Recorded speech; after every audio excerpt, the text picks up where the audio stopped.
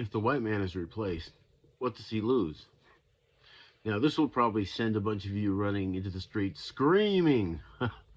I know. Do you think you're the first group of people who watch their culture replaced? Before you answer, consider this. Long ago, the Roman legions roamed thousands of miles every day. What got in their way was destroyed. They owned the known world. The Romans were at the top of the food chain. And then suddenly, without anyone realizing it, the Roman dominance began to fade.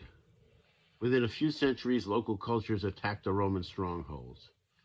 And soon we had the Dark Ages, the loss of a civilized culture, leaving a collection of feudal lords abusing peasant farmers. I'm sure the proud Romans were horrified as they drank from their lead cups and heard stories from the frontier that the colonies in Gaul, Spain, and countless other lands were taken by people who had come from there, and also by large groups that had supplanted the Romans as enslavers. Obviously, this is not the exact situation we have in our country, but I hope you let me make my point. This video came about because I heard a newsman describe something I've never heard before.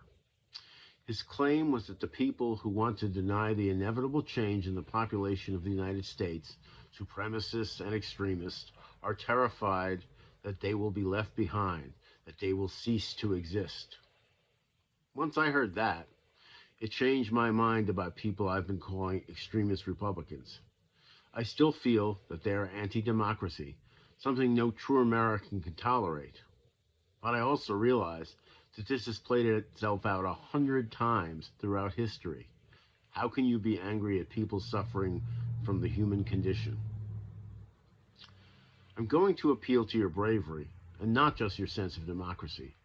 Democracy requires bravery because it involves sacrificing what you want for the sake of our country. But there is a larger cause here. God has created generations of humans, and one culture has faded into the next. It's in our history and in our scripture. The older culture was never given a pass, being allowed to exist eternally as they started. Now, I happen to hate when humans interpret God's will beyond scripture, but I do know that history is fluid, and for that reason, I know that the years bring change. There are people, cultures, who none of us have ever heard of. And today, some of us can't trace our ancestors back in places like Europe for more than 2 or 3 generations. As I speak, the place I come from, on the far east side of New York City, is full of various types of Asians. Indians, Indonesians, Chinese, Koreans. My elementary school is now 80% Asian according to the statistics. At some point, I'd like to return to that place, go to Maria's Trattoria, the Sicilian pizza place where I spent more time than I should have, to go to the White Castle on Northern Boulevard. We all have places like this. People who we care about, lives we've left behind, and eventually they're gone. The White Castle closed years ago. The pizza place is gone. Maria's Trattoria has been gone for decades. We take these things for granted, and then they're gone. So for those like the men at Charlottesville, who were the subject of my last video about replacement, I'll call it fear. They fear people who don't consider them and don't know they exist because they fear oblivion, the oblivion that waits for all of us. And that's where the bravery and acceptance of God's will comes in. Here's how I know. I had a grandfather who was an innkeeper. I don't know his name. I only heard about him in a casual mention by my mother. My mother is gone, and I doubt I will ever find out more about this man. I'm sure if I had met him and described the oblivion he would face, he would have been horrified. It's not reversible. So here's the pitch. My hometown will change even more until I barely recognize it. I will die. My parents are already dead. My family will die. Within 50 years, all my friends will be dead. The Asians that have replaced the people I once knew will grow old and be facing their own oblivion. Their children will most likely have learned to ignore their foreign heritage.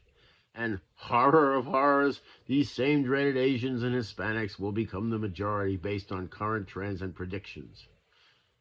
And what will happen? Not a whole lot. The white people, whoever they might be, will continue their lives. They'll worry about their children and possibly about jobs and maybe even water if the predictions are true. They won't have time to think about the people around them. They might very well not even know they are no longer the majority if they never hear it mentioned. And the Asians and Hispanics, they'll be worried about the same things, their families, their jobs. And if they find out they are in the majority, what will they do with that information? Will they even care? I'll be gone, you'll be gone, and most of our concerns won't be something anyone thinks of. The world moves on, and having white people no longer being in the majority, think of what that will actually mean. No one will lose anything because there is nothing to lose. People go on with their lives, and neither side will gain or lose anything. Find me a Roman who sued the Visigoths for taking their dominance from them. Go to Rome. I doubt most people even know what a Visigoth is. Be brave. Let time march on as it has for thousands of years. Thanks for listening.